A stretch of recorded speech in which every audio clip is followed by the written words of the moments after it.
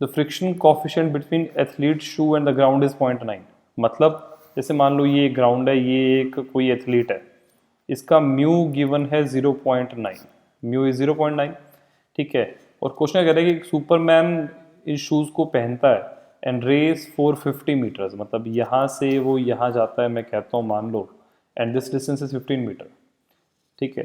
And there is no upper limit on his capacity of running speed. तो पूछा है कि मिनिमम टाइम क्या होगा।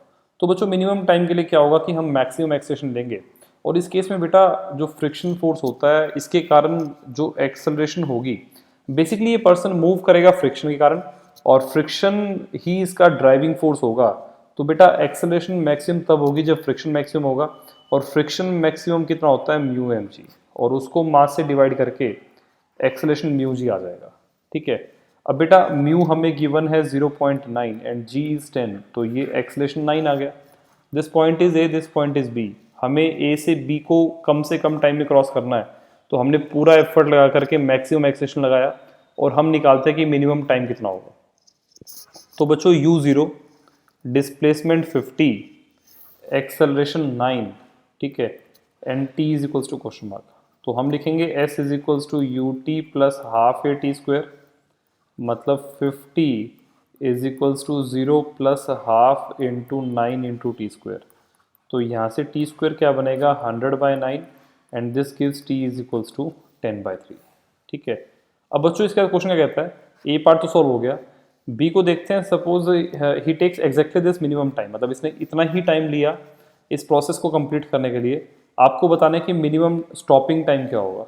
तो बच्चों देखो मैं क्या कहता हूँ कि ए से बी तक तो ये पर्सन एक्सेलरेट किया, ठीक है। मैं एक काम करता हूँ, पहले बी की वेलोसिटी निकालता हूँ क्या होगी, मतलब v is equals to question mark किया, तो v is equals to u plus a t apply करते हैं, तो u is 0, acceleration is 9, and time को 10/3 पुट करेंगे, तो यहाँ पे v बन जाएगा 30, ठीक है ना। इसका मतलब जब ये पर्सन बी पे होगा तो इसकी स्पीड 30 मीटर पर सेकेंड होगी।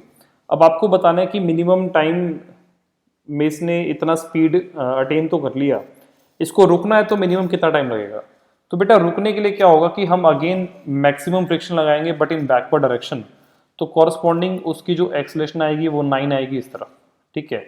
अब बी से सी तक के मोशन को जब हम देखेंगे तो इनिशियल वेलोसिटी होगी 30 मीटर पर सेकेंड, फाइनल वेलोसिटी होगी 0, इस एक्सेलरेशन को मैं -9 लिखूंगा, और टाइम निकालने के लिए v is equals to u plus a t apply करते हैं, मतलब 0 is equals to 30 plus -9 into t, तो यहाँ से टाइम क्या बनेगा 10/3 सेकेंड्स, ठीक है। मतलब इसने 10/3 सेकेंड्स तो एक्सेलरेट करने में लगाए, और 10/3 सेकेंड्स में ही ये बॉडी रिटार्ड करके रुकेगी।